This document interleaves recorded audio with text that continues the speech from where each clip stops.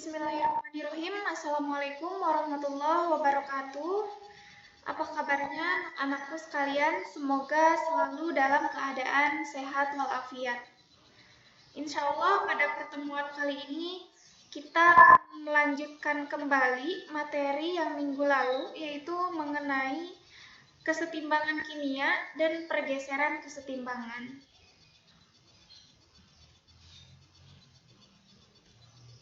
Masih dalam subbab yang sama, yaitu mengenai tetapan kesetimbangan.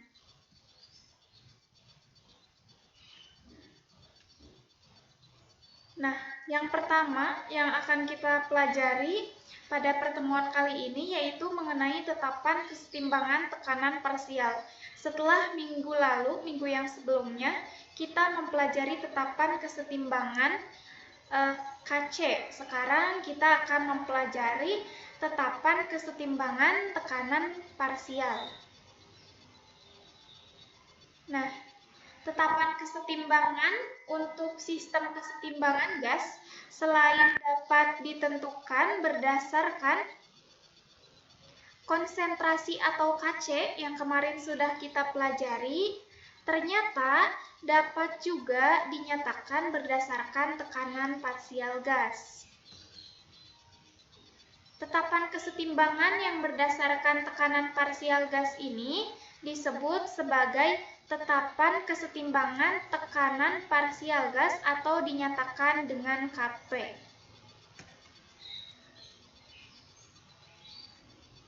Nah, jika terdapat kesetimbangan dalam fasa gas sebagai berikut, ini adalah suatu reaksi kesetimbangan dalam fasa gas di mana A berkesetimbangan membentuk B yang sama-sama memiliki fasa gas, di mana A dan B, ini A, B adalah koefisien stoikiometri. Maka nilai Kc dan Kp adalah sebagai berikut. Ini adalah nilai Kc dan Kp untuk reaksi yang ini. Nah, untuk penentuan Kc ini seperti yang kemarin sudah kita bahas, bahwa Kc itu merupakan hasil kali konsentrasi dari produk dibagi dengan dipangkatkan dengan koefisiennya dibagi dengan hasil kali konsentrasi reaktan dipangkatkan koefisiennya. Nah, kita lihat di sini Kc sama dengan B di sini produk konsentrasi dari B dipangkatkan dengan koefisiennya. Ini koefisien dari B. Kemudian dibagi dengan konsentrasi reaktan, karena di sini reaktannya A, maka di sini kita tulis konsentrasi dari A. Kemudian pangkatkan dengan koefisiennya, berarti di sini pangkatkan dengan A kecil, karena A kecil ini merupakan koefisien dari A ini.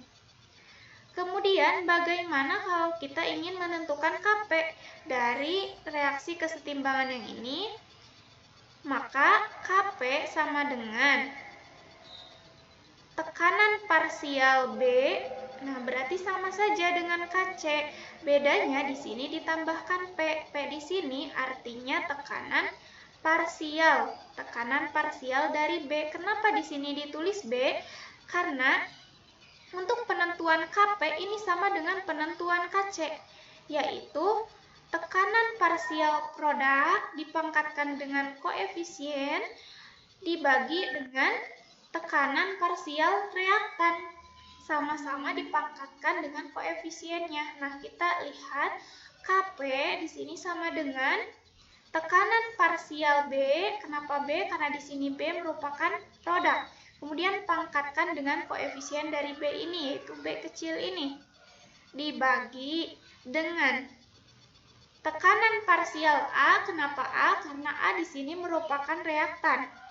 Terus kenapa kita pangkatkan dengan A kecil ini? Karena A kecil ini merupakan koefisien. Seperti itu. Jadi untuk penentuan Kp, kita tinggal tambahkan P. P di sini adalah tekanan parsial. Seperti itu. Nah, di sini ada contoh soal. tentukan Kp dari persamaan reaksi kesetimbangan berikut. Ini ada suatu reaksi kesetimbangan di mana CaCO3 solid ini berkesetimbangan membentuk CaO solid tambah CO2 gas. Nah, Kp, untuk penentuan Kp kita tinjau terlebih dahulu apakah jenis dari reaksi kesetimbangan yang ini, apakah termasuk kesetimbangan homogen atau termasuk kesetimbangan heterogen. Kita lihat bahwasannya di sini ada beberapa jenis fasa atau wujud yang berbeda-beda. Di sini ada solid, kemudian di sini juga solid, dan di sini ada gas. Sama seperti penentuan Kc, dalam penentuan Kp juga dia yang diikutsertakan hanya yang berfasa gas dan berfasa larutan atau aquos. Seperti itu. Jadi nilai Kp di sini berarti kita hanya mengambil CO2 ini karena hanya CO2 yang fasanya gas. Jadi Kp sama dengan tekanan parsial dari CO2. Seperti itu. Kemudian ini ada contoh soal yang kedua. Dalam gas buang dari knalpot kendaraan bermotor, gas beracun karbon monoksida dapat terbentuk melalui reaksi antara karbon atau jelaga dengan karbon dioksida.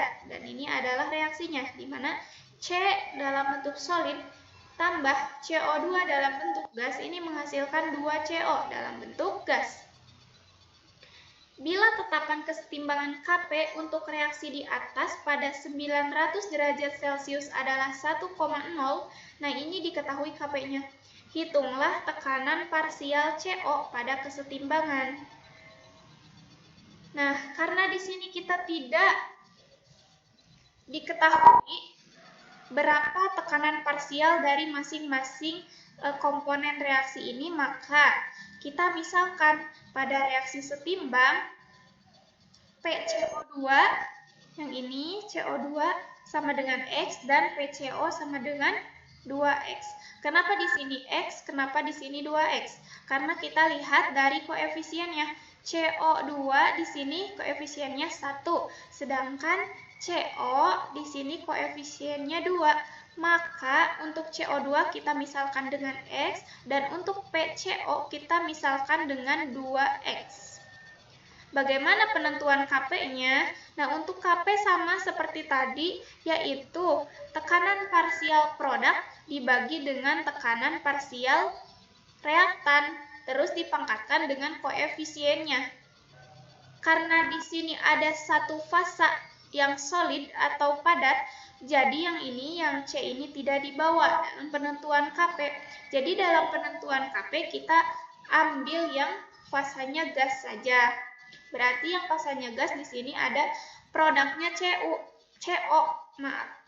Berarti kita langsung masukkan saja tekanan parsial CO, kemudian berapa di sini koefisiennya? Di sini koefisiennya adalah 2. Berarti kita pangkatkan dengan 2. Dibagi dengan reaktannya apa di sini? CO2. Berarti langsung kita tulis tekanan parsial dari CO2. Karena kita tadi sudah memisalkan berapa di sini PCO? PCO di sini adalah 2X. Berarti kita tulis 2X. Kemudian pangkatkan 2 dibagi dengan PCO2. Di sini kita tadi sudah memisalkan PCO2 adalah X, berarti kita tulis X sama dengan 1,0 karena di sini tadi dari soal diketahui bahwa Kp-nya adalah 1,0. Nah, setelah itu kita bisa tinggal dihitung saja, berarti ini 2X kuadrat, 2X dipangkatkan 2 maksud saya. Berarti 2 kali 2 itu berarti 4X pangkat 2 dibagi X. Berarti di sini bersisa 4X. 4X sama dengan 1,0, berarti X-nya itu 1,0 dibagi 4, hasilnya adalah 0,25. Nah, jadi tekanan parsial CO pada kesetimbangan, nah karena di sini CO-nya 2X dan X-nya sudah kita ketahui, maka kita tinggal kalikan 2X, berarti 2 dikali 0,25, hasilnya 0,5 atm. 0,5 atm ini adalah tekanan parsial dari gas CO. Seperti itu.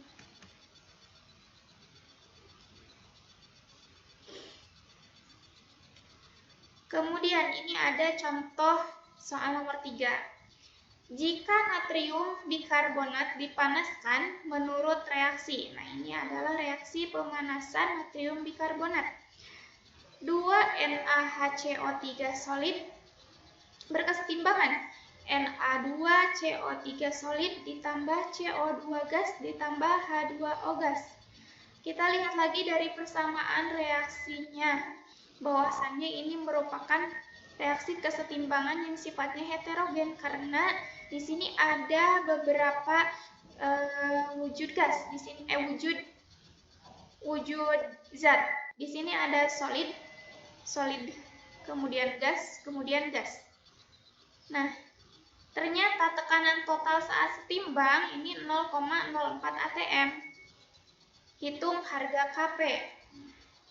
Kita lihat bahwa tadi yang berfasa gas adalah CO2 dan H2O. Berdasarkan persamaan reaksi, kita lihat dari persamaan reaksinya bahwa mol CO2 sama dengan mol H2O. Mol CO2 sama dengan mol H2O karena di sini mereka sama-sama memiliki koefisien 1. Maka bagaimana penentuan PCO2 sama pH2O dulu untuk tekanan parsial masing-masing zat ini, yaitu tekanan parsial CO2 sama tekanan parsial H2O. Ternyata karena jumlah molnya sama, maka tekanan parsial kedua zat ini juga sama. PCO2 sama dengan pH2O. Sama dengan mol zat dibagi dengan mol total dikali P total. Mol zat di sini bisa mol CO2, bisa mol H2O karena mereka memiliki mol yang sama. Mol zat, misalkan kita ambil mol untuk CO2. Mol untuk CO2 karena di sini koefisiennya 1, maka kita tulis 1. Kemudian mol total. Mol total itu berarti mol CO2 ditambah mol H2O. Karena mol CO2 1, maka mol H2O juga 1. Terus kita tambahkan 1 tambah 1 sama dengan 2. Jadi mol totalnya adalah 2. 1/2 dikali P total. Nah, ini ada P total, tekanan total pada setimbang dari soal, yaitu sebesar 0,04 atm. Maka kita langsung bisa jumlahkan 1/2 dikali 0,04 atm. Hasilnya adalah 0,02 atm. Bagaimana cara menghitung Kp-nya? Kita tentukan terlebih dahulu. Berarti yang ikut serta dalam penentuan Kp, yaitu yang berfasa gas CO2 sama H2O. Berarti tinggal kalikan saja tekanan parsial CO2 dikali tekanan parsial H2O. Karena kita tadi sudah mengetahui bahwasannya tekanan parsial CO2 sama dengan tekanan parsial H2O, yaitu sebesar 0,02. Kita langsung kalikan saja 0,02 dikali 0,02. Hasilnya didapat 0,0004.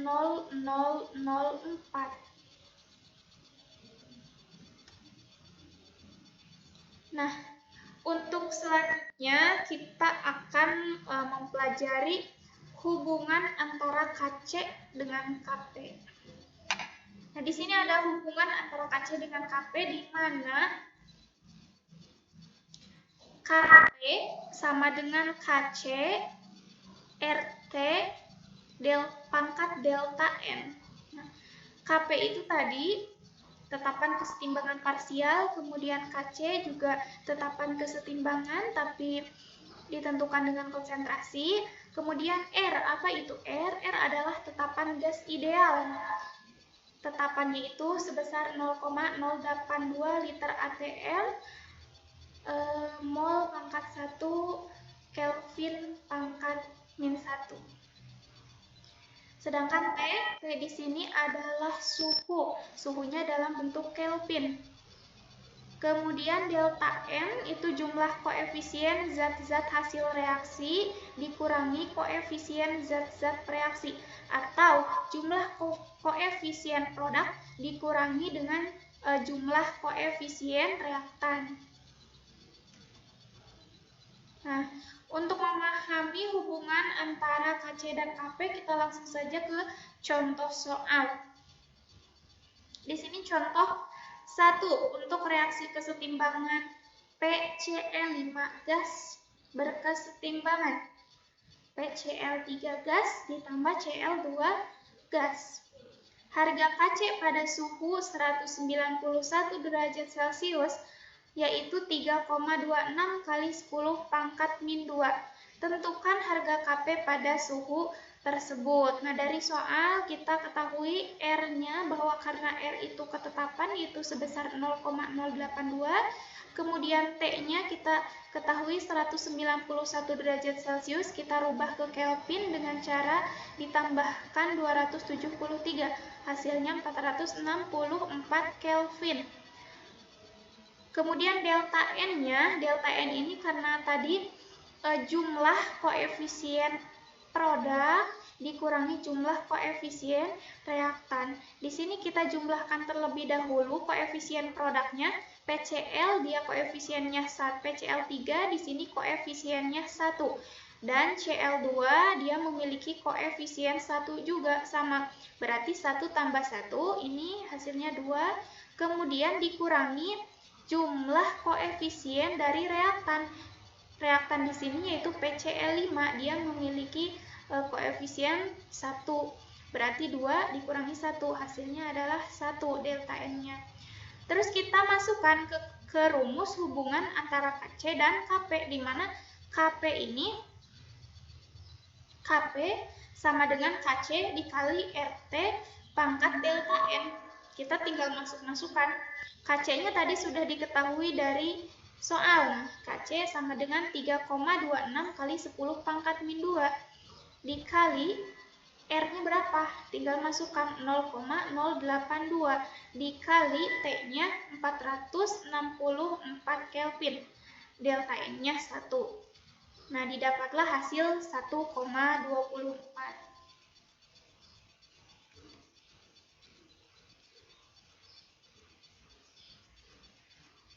Nah, kemudian contoh yang selanjutnya. Pada 500 derajat Celcius, reaksi antara N2 dan H2 membentuk amonia dengan persamaan reaksi sebagai berikut. Nah, ini adalah reaksi pembentukan N2 gas ditambah 3H2 gas berkesetimbangan membentuk 2NH3 gas.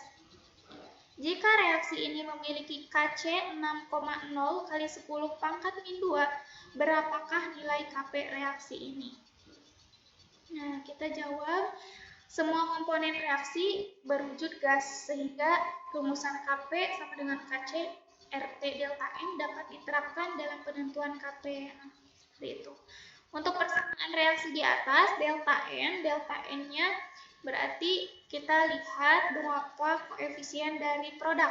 Di sini 2, berarti 2. Dikurangi koefisien reaktannya di sini berapa? Karena N2 memiliki koefisien 1 dan H2 memiliki koefisien 3, maka kita tambahkan 3 tambah 1 atau 1 tambah 3 sama dengan 4. Berarti 2 dikurangi 4, hasilnya negatif 2.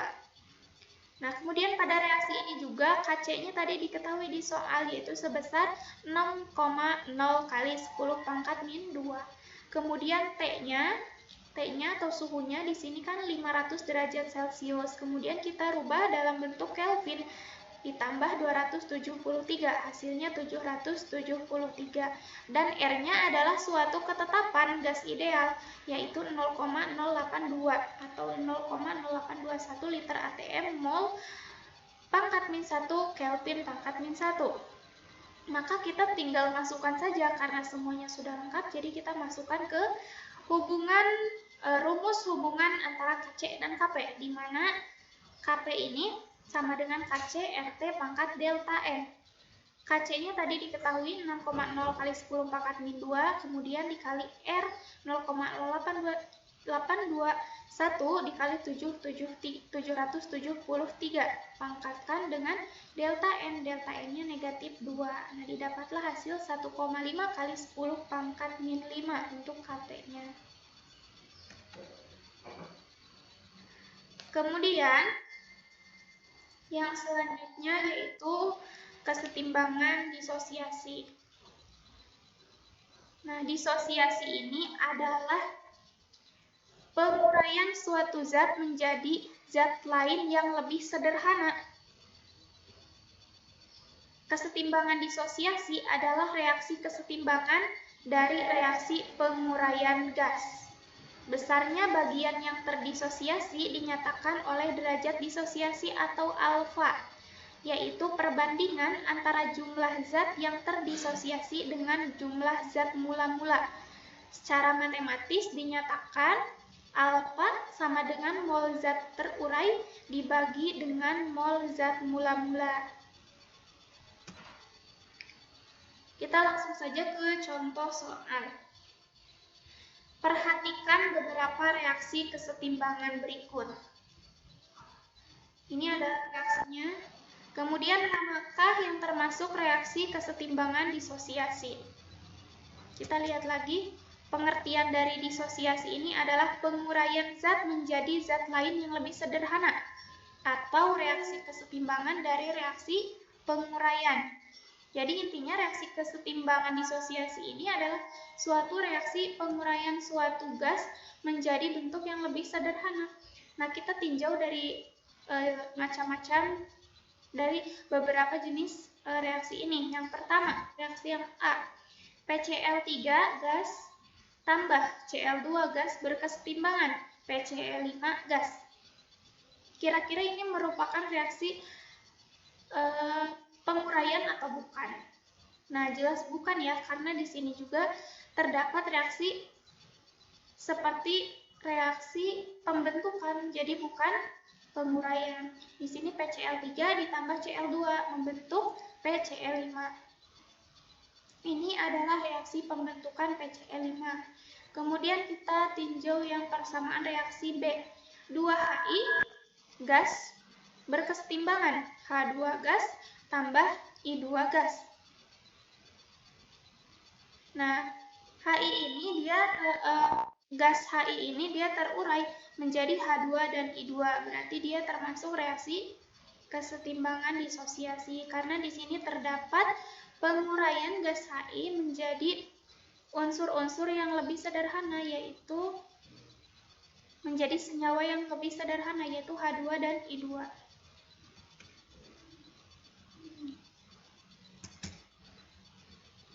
Kemudian yang C,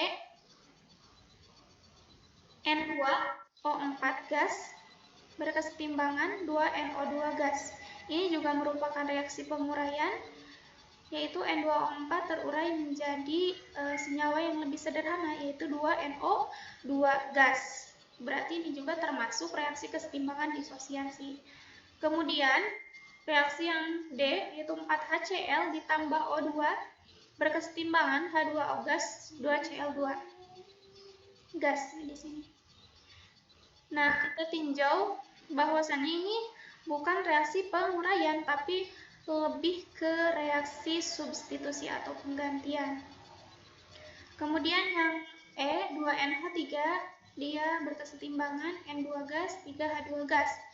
Dari persamaan reaksi ini jelas bahwasannya reaksi ini merupakan reaksi penguraian amonia ini menjadi senyawa-senyawa yang lebih sederhana, yaitu N2 gas ditambah 3H2 gas.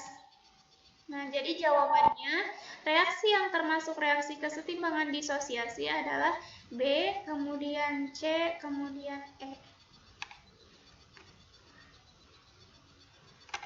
Nah, selanjutnya soal yang berikutnya.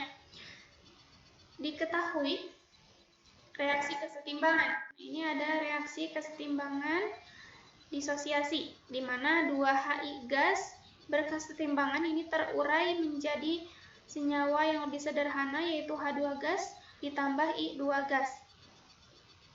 Jika 0,1 mol gas HI dimasukkan ke dalam wadah bervolume 1 liter dan dipanaskan pada suhu 100 derajat Celcius, terbentuk 0,02 mol gas I2. Maka hitunglah derajat disosiasi HI. Nah, langkah awalnya kita tuliskan kembali persamaan reaksinya. Bahwasanya 2 HI gas ini terurai menjadi H2 gas ditambah I2 gas.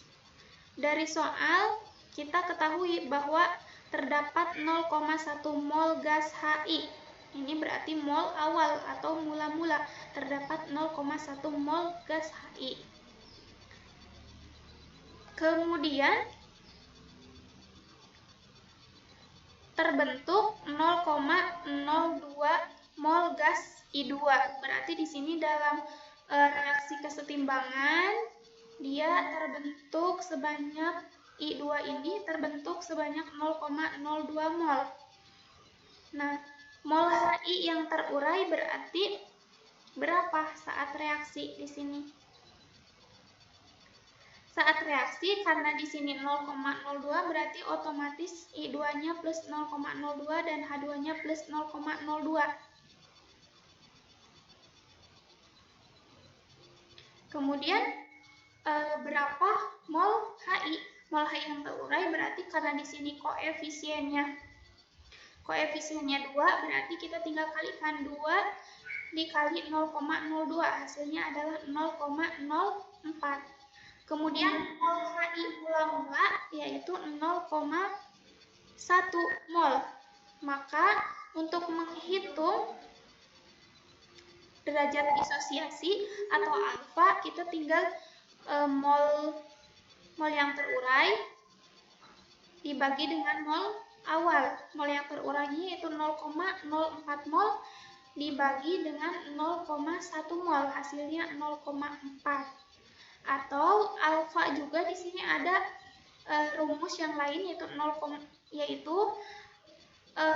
mol zat yang terurai dibagi dengan mol awal, kemudian dikalikan 100%, nanti hasilnya berbentuk persen, yaitu 40%. Nah, untuk selanjutnya ini ada latihan. Nomor 1, tuliskan rumus tetapan kesetimbangan dan KP untuk persamaan reaksi kesetimbangan berikut. Nah, dari soal nomor 1 ini kalian harus menentukan tetapan kesetimbangan atau KP-nya bagaimana. Kemudian nomor 2, soal nomor 2, nilai KC dari reaksi sintesis amonia berikut pada suhu 375 derajat Celcius adalah 1,2. Ini N2 gas ditambah 3H2 gas, ini membentuk 2NH3 gas. Nah, berapakah nilai KP reaksi ini? Yang soal nomor 2 ini gunakan hubungan antara KP dan KC. Kemudian soal nomor 3, dalam ruang 2 liter 2 mol gas COCl berdisosiasi menurut reaksi berikut. Ini adalah reaksinya COCl2 gas berkesetimbangan ini terurai menjadi CO gas ditambah Cl2 gas.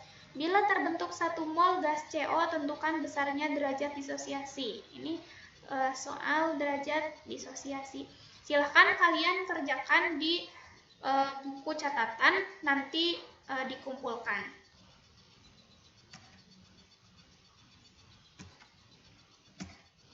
Nah, sudah beres untuk pertemuan kita pada hari ini. Tetap semangat belajar, dicukupkan sekian. Terima kasih atas perhatian anak-anakku sekalian. Wassalamualaikum warahmatullahi wabarakatuh.